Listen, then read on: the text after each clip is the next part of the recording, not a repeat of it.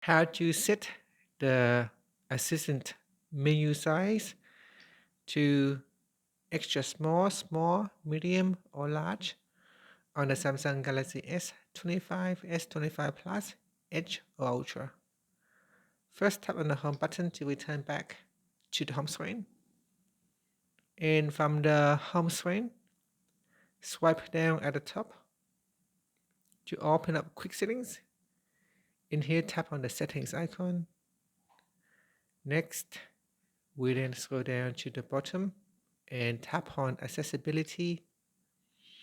From here, tap on interaction and dexterity.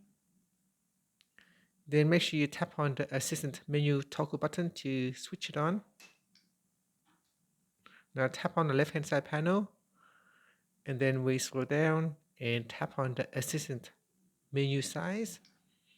From here, you can choose more. You can see this button here will change the size if you select large, medium, or small. So the size will change according to your selection. And finally, you can tap on the home button to return back to the home screen. And that's it. Thank you for watching this video. If you find it helpful, please like and subscribe to my channel for more videos.